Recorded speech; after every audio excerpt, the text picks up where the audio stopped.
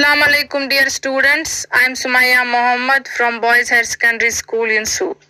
Dear students, we are studying first chapter of disaster management, that is safety matters. और हम आज इसका part 3 पढ़ने वाले हैं जिसमें हम स्टार्ट करेंगे सेफ कंस्ट्रक्शन प्रैक्टिसेस से। हमारी जो टेरिटरी है Jammu and Kashmir, it falls in seismic zones 4th and 5th। ये वेरी हाई रिस्क जोन है फॉर अर्थक्वेक डिजास्टर्स। अभी तक हम प्रेडिक्ट नहीं कर पाए हैं अर्थक्वेक्स को, इसीलिए हम फ्यूचर अर्थक्वेक डैमेजेस को नहीं रोक सकते हैं। हाँ, हम एक काम कर सकते हैं, हम प्रिपेयर रह सकते हैं इन डिजास्टर्स के लिए और सेफ कंस्ट्रक्शंस कर सकते हैं ताकि कम से कम डैमेज हो सके ड्यू टू दीज अर्थक्वेक्स। इसके लिए हम डिजास्टर रेजिस्टेंट बिल्डिंग्स बनाने की कोशिश करेंगे। नेशनल डिजास्टर मैनेजमेंट अथॉरिटी जो है उसने पब्लिश की है डिटेल्ड गाइडलाइंस इस डिजास्टर रेजिस्टेंट बिल्डिंग्स की डिजाइन और कंस्ट्रक्शन के लिए, और ये गाइडलाइंस अवेलेबल है उनकी वेबसाइट पे भी, that is www.ndma.gov.in। Now what causes damage to the buildings को डैमेज क्यों होता है? जब अर्थक्वेक किसी एरिया में आता है तो अर्थक्वेक से जो वेव्स जो है अर्थक्वेक वेव्स वो मूव करती है हर एक डायरेक्शन में, और ग्राउंड जो है वो शेक होता है, वो हिलता है। ग्राउंड शेकिंग की वजह से ग्राउंड जो है वो रप्चर होता है और क्रैक्स डेवलप होते हैं बिल्डिंग्स में। अगर मैग्नीट्यूड और इंटेंसिटी अर्थक्वेक की ज्यादा होती है तो बिल्डिंग्स जो है वो कोलैप्स होती है और जो लोग उन बिल्डिंग्स में रहते हैं वो वहीं पे बंद हो जाते हैं और कुछ लोगों की डेथ भी हो जाती है। अर्थक्वेक से अर्थ जो है वो मूव करती है forward and backward due to vibrations and waves, और जो बिल्डिंग्स होती है वो मोशन में रहती है उस वक्त। लवर पार्ट जो है बिल्डिंग का अर्थ सरफेस पे वो इमीडिएटली मूव करता है विद द अर्थ। हाउएवर जो अपर पोर्शन होता है इनिशियली वो रहता है रेस्ट पे, बाद में वो भी मूव करता है। तो ये बिल्डिंग जो है ये आउट ऑफ शेप रहती है अर्थक्वेक के वक्त। इस टू एंड फ्रो मूवमेंट की वजह से क्रैक्स डेवलप होते हैं, कोलैप्स होती है बिल्डिंग। अब हम देखेंगे कौन से सेफ्टी मेजर्स हमें लेने चाहिए अर्थक्वेक के आने के बाद। First is soil testing is very important tool in safe construction of buildings। जिस जगह पे जिस सॉइल पे हम कंस्ट्रक्ट कर रहे हैं बिल्डिंग को, उस सॉइल को हमें पहले टेस्ट करना चाहिए। बिल्डिंग को एक सिंपल रेक्टेंगुलर प्लान होना चाहिए, उसी प्लान के तहत उस बिल्डिंग की कंस्ट्रक्शन होनी चाहिए। इसके अलावा डोर्स एंड विंडो ओपनिंग्स होनी चाहिए इन वॉल्स, प्रेफरेबली स्मॉल होनी चाहिए वो, एंड सेंट्रली लोकेटेड होनी चाहिए। और जो लोकेशन है ओपनिंग्स की वो ज्यादा नजदीक भी नहीं होनी चाहिए, on the edge of the wall. और जो मटेरियल हम यूज करते हैं कंस्ट्रक्शन के लिए वो भी अच्छा होना चाहिए। Seismic bands at plinth level, doors, windows and lintel level must be laid. Seismic bands construct किए जाते हैं रिइंफोर्स्ड कंक्रीट से या टिम्बर से, और प्लिंथ बैंड बना लिया जाता है प्लिंथ लेवल वॉल्स पे, on the top of the foundation wall जो होती है उसी के टॉप पे बना ली जाती है प्लिंथ बैंड। और लिंटल बैंड जो है ये बना ली जाती है डोर पे या विंडो पे।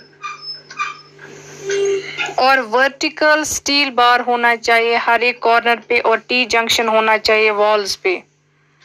ये जो आप इस पिक्चर में देख रहे हो मुजफ्फराबाद में जो अर्थक्वेक आया था इन अक्टूबर 2005, उसमें हम देख सकते हैं कि डिस्ट्रक्शन अर्थक्वेक जो है उसमें डिस्ट्रक्शन कितनी हुई। ये जो ट्रेडिशनल डिजाइन्स है जिनमें ये लोकल मटेरियल यूज किया जाता है, ये उस अर्थक्वेक के बावजूद भी नुकसान से बच पाए। इसमें दो तरह के ट्रेडिशनल फॉर्म्स है कंस्ट्रक्शन के, दैट इज दज, दीवारी एंड ताक, 3 टाइप्स है। ये जो तीनों ट्रेडिशनल हाउसेस है ये डिमॉन्स्ट्रेट किए गए हैं अर्थक्वेक रेजिस्टेंट कंस्ट्रक्शंस, और ये सरवाइव कर पाए 2005 मुजफ्फराबाद अर्थक्वेक से। नीचे जो पिक में दिया गया है दज दीवारी, ये वॉल्स कंस्ट्रक्ट किए गए हैं हॉरिजॉन्टल वर्टिकल टिम्बर से,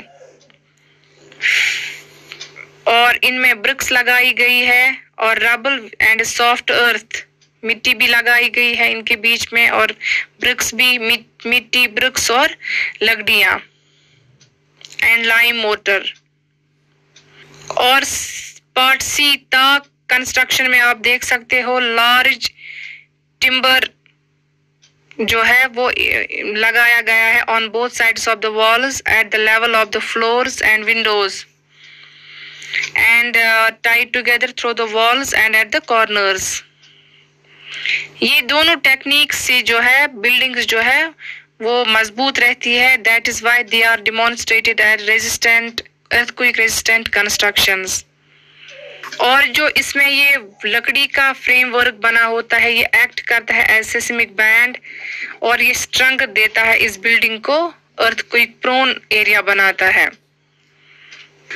आजकल अवेलेबिलिटी ऑफ वुड तो उतनी ज्यादा नहीं है, तो इसके लिए रीइंफोर्स्ड कंक्रीट बैंड्स भी बना लिए जाते हैं in place of wooden logs.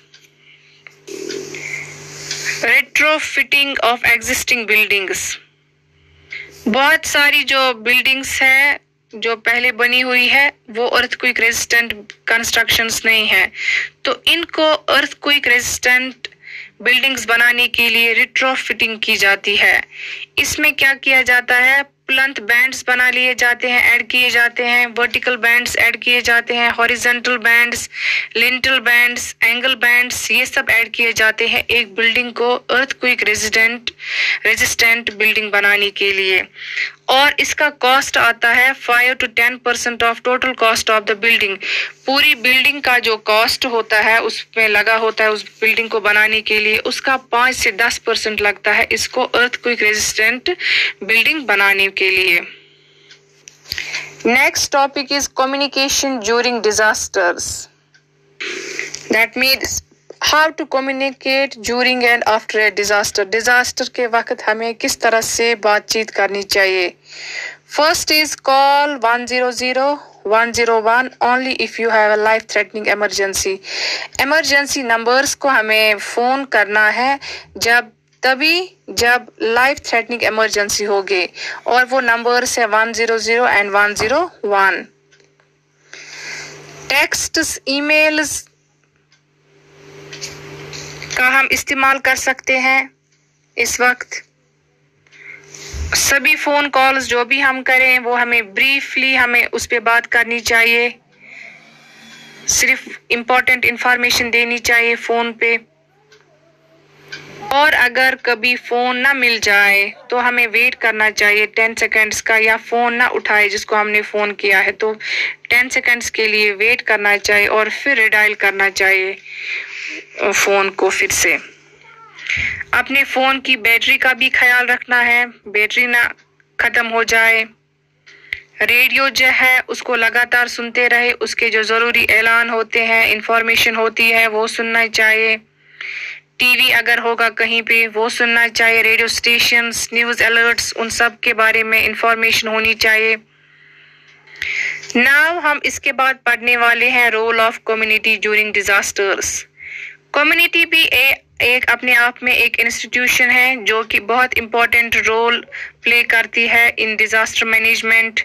Community representatives जो होते हैं, जो लीडर्स इन्होंने इलेक्ट किए होते हैं लोगों ने खुद ही, वो इफेक्टिवली प्रिपेयर कर सकते हैं कम्युनिटी को बिफोर डिजास्टर्स, और इन्हें सिखा सकते हैं कि अगर डिजास्टर आए कभी तो हम किस तरह से इस डिजास्टर को मैनेज कर सकते हैं। मेन मकसद जो है इस कम्युनिटी का वो ये है कि लोगों को वो इन्फॉर्म करें, अलर्ट करें उनको कि किस तरह से अपने आप का बचाव करना है इन डिजास्टर्स से, और जो NGOs हैं, नॉन गवर्नमेंटल ऑर्गेनाइजेशंस, उनके साथ मिलके कैसे रेस्क्यू करना है, कैसे रेस्क्यू टीम की मदद करनी है, लोगों को अवेयर करना है डिजास्टर्स के बारे में, ट्रेनिंग्स देनी है कम्युनिटी को, स्पेशली उन एरियाज में जो कि डिजास्टर प्रोन एरियाज है। इसमें हम देखेंगे प्रिपेयर्डनेस ऑफ ए कम्युनिटी किस तरह से प्रिपेयर होनी चाहिए। इसके लिए है अवेयरनेस एंड इंफॉर्मेशन कैंप्स, उनको अवेयरनेस देनी चाहिए, लोगों को इंफॉर्मेशन देनी चाहिए लोगों को through organising various campaigns. Local volunteers को ट्रेन करना चाहिए, रेस्क्यू किस तरह से करना है, प्रॉपर प्लानिंग करनी चाहिए, टास्क्स देने चाहिए वॉलंटियर्स को कि किसको क्या काम करना है while rescuing during the time of disasters. During disaster, अब डिजास्टर के वक्त क्या करना है, कम्युनिटी का क्या रोल है वो हम देखेंगे। कम्युनिटी का ये रोल है कि उन्हें शेल्टर प्रोवाइड करना है डिजास्टर के वक्त, जो भी लोग हैं डिजास्टर से जो इफेक्ट हुए हैं उनको शेल्टर देना है, रिलीफ प्रोवाइड करनी है उनको रेस्क्यू ऑपरेशंस में, और करेक्ट इंफॉर्मेशन देनी है मीडिया को और प्रेस वालों को, और ये भी देखना है कि र्यूमर्स जो है उनको वो फैलने ना दे। और जो पहले डिजास्टर्स हुए हैं उनकी इंफॉर्मेशन भी देनी है, स्पेशली जो वीकर सेक्शंस होते हैं उनको ज्यादा हेल्प देनी है, लाइक ओल्ड पीपल है, वुमेन है, चिल्ड्रन है, उनकी हेल्प भी करनी है। Role of NGO non governmental organisations, इनका एक की रोल रहता है डिजास्टर मैनेजमेंट में, और कम्युनिटीज जो है अफेक्टेड कम्युनिटीज, उनका लिंक होना चाहिए नॉन गवर्नमेंटल ऑर्गेनाइजेशंस के साथ और इस कम्युनिटी का नॉन गवर्नमेंटल एजेंसीज के साथ, ताकि जो रेस्क्यू ऑपरेशन है वो अच्छे से कंडक्ट हो सके। इसके अलावा सप्लाई करनी है फूड, वाटर, मेडिसिन्स और जो बाकी ज़रूरत की चीज़ें हैं वो प्रोवाइड करनी है during the time of disaster. Large buildings रखनी है विक्टिम्स के लिए एज शेल्टर्स वो यूज़ करेंगे during the time of disasters. Sanitation और हाइजीन का भी ध्यान रखना है, और अवेयरनेस देनी है लोगों को जिससे कम से कम डैमेज हो सके। अब हम पढ़ेंगे role of local and state bodies in disaster management. Disaster management में लोकल और स्टेट बॉडीज का क्या रोल है। स्टेट लेवल पर भी state disaster management authority appoint constitute की गई है and it is headed by chief minister. ये अथॉरिटी पॉलिसीज बनाती है, प्लान्स बनाती हैं डिजास्टर मैनेजमेंट के लिए स्टेट में, और ये अप्रूव करती है उन्हीं गाइडलाइंस को that are laid down by NDMA, national disaster management authority ने जो गाइडलाइंस दी है उनको ये अप्रूव करती है और इम्प्लीमेंट करती है स्टेट प्लान में। हर एक स्टेट गवर्नमेंट अपॉइंट करती है एक्सपर्ट्स को डिजास्टर मैनेजमेंट में इन ट्रेनिंग इंस्टीट्यूशंस, और स्टेट जो हमारी टेरिटरी है जम्मू एंड कश्मीर, इसमें हर एक डिस्ट्रिक्ट में district disaster management committees constitute की गई है, और इन कमिटीज को हेड करता है डिस्ट्रिक्ट डेवलपमेंट कमिश्नर। इसी तरह से लोकल अथॉरिटीज भी, उनका भी रोल रहता है डिजास्टर मैनेजमेंट में। इसमें आता है Panchayati Raj institutions and urban local bodies like municipal corporations इसमें आते हैं, इनका भी रोल रहता है डिजास्टर मैनेजमेंट में। म्युनिसिपैलिटीज का भी, डिस्ट्रिक्ट और टाउन प्लानिंग अथॉरिटीज का भी। सरपंच जो होता है, जो कि हेड होता है विलेज का, वो हेड होता है विलेज डिजास्टर मैनेजमेंट कमेटी का भी। अब हम देखेंगे इस विलेज डिजास्टर मैनेजमेंट कमेटी का क्या रोल है during the time of disasters. Repair the shelters and infrastructure, इनको शेल्टर्स जो है उनको रिपेयर करना होता है, इंफ्रास्ट्रक्चर देखना होता है विक्टिम्स के लिए, रेस्क्यू करना होता है, रेस्क्यू का काम इसकी देखरेख करनी होती है, विलेज डिजास्टर मैनेजमेंट कमेटी को। लोगों को अवेयरनेस प्रोग्राम्स के थ्रू रेस्क्यू कैसे करना है, कैसे अपने आप को बचाना है, ऐसे प्रोग्राम्स भी कंडक्ट करने हैं, लोगों को ये अवेयरनेस देनी है, ये भी इनका काम है। इसके अलावा लोगों को ये अवेयर करना कि अर्थक्वेक रेजिस्टेंट कंस्ट्रक्शंस करें, फायर प्रूफ कंस्ट्रक्शंस करें, हीट प्रूफ कंस्ट्रक्शंस करें, पक्का हाउसेस बनाएं। ये सब काम होता है विलेज डिजास्टर मैनेजमेंट कमेटी का। अब हम देखेंगे role of state authorities. State का अहम रोल होता है फिजिकल सपोर्ट और फाइनेंशियल रिसोर्सेज प्रोवाइड करना। इसके अलावा स्टेट एडवाइस दे सकता है, टेक्निकल एडवाइस दे सकता है डिजास्टर रेजिस्टेंट कंस्ट्रक्शन के लिए, ट्रेनिंग्स प्रोवाइड कर सकता है लोकल्स को और वॉलंटियर्स को कि कैसे डिजास्टर रेजिस्टेंट कंस्ट्रक्शन करनी है। अब हमने देखा कि लोकल बॉडीज का क्या रोल है डिजास्टर मैनेजमेंट में, स्टेट बॉडीज का क्या रोल है डिजास्टर मैनेजमेंट में। इसके अलावा नेशनल, स्टेट और लोकल लेवल के अलावा भी बहुत सारे इंस्टीट्यूशंस हैं जो कि डिजास्टर मैनेजमेंट में अपना रोल अदा करते हैं। इनमें आते हैं police, paramilitary forces, fire services, civil defence, revenue, relief, health departments, home guards, voluntary groups and NCC cadets. ये भी अपना रोल अदा करते हैं, रेस्क्यू ऑपरेशंस में मदद करते हैं during the time of disasters. अब हम देखेंगे role of individuals. Most important aspect जो डिजास्टर मैनेजमेंट का है वो है प्रिपेयर्डनेस, पहले से ही प्रिपेयर होना। इसके लिए बेसिक रोल जो एक इंडिविजुअल का है वो उसे अवेयरनेस होनी चाहिए कि ये जो डिजास्टर है ये हुआ है, अब इससे मजीद नुकसान ना हो, उससे बचने के लिए कौन से कदम उसको उठाने हैं। उसे नॉलेज होनी चाहिए फर्स्ट एड के बारे में, रेस्क्यू कैसे करना है जो कि हमने पहले टॉपिक में भी पढ़ा, उसकी नॉलेज होनी चाहिए। इवैक्यूएशन कैसे करनी है उसकी नॉलेज भी होनी चाहिए। वार्न करना है। इसके अलावा second is to warn the people in times of an emergency. Emergency के वक्त लोगों को होशियार करना है कि इमरजेंसी आई है। जैसे कि हम देखते हैं अगर कभी किसी इलाके में फ्लड का खतरा रहता है तो पहले से ही गवर्नमेंट अनाउंसमेंट करती है लोगों को कि वो सेफ जगह पे जाएं, यहाँ पे फ्लड का खतरा है। इसी तरह से इमरजेंसी के टाइम पे लोगों को वार्न करना होता है। इसके अलावा एक इंडिविजुअल को कांटेक्ट करना है लोकल इमरजेंसी मैनेजमेंट ऑफिस जो होता है उसको, या लोकल रेड क्रॉस ऑफिस जो होता है उसको in time of any emergency. Door to door campaigns करने हैं, लोगों को अवेयरनेस देनी है regarding these disasters, regarding the rescue operations. Loud speakers का यूज करना है, उस पे लोगों को इंफॉर्मेशन देनी है। फॉर एग्जाम्पल हर एक इंडिविजुअल जो है उसको लोगों को अवेयर करना चाहिए कि अगर आग लग जाए तो कैसे फायर एक्सटिंग्विशर का इस्तेमाल करना है फायर डिजास्टर को रोकने के लिए। सो डियर स्टूडेंट्स, ये तो हमने पढ़े बहुत सारे स्किल्स, बहुत सारे रेस्क्यू स्किल्स, सर्वाइवल स्किल्स इस चैप्टर में। ये इसका थर्ड पार्ट था, इसी के साथ से ये चैप्टर भी खत्म हो गया।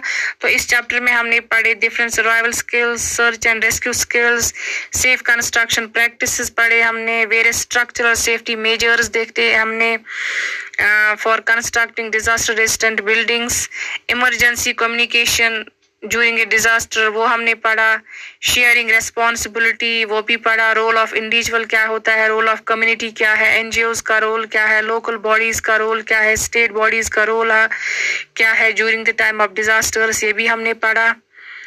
तो that was all for today. Thanks and Allah Hafiz.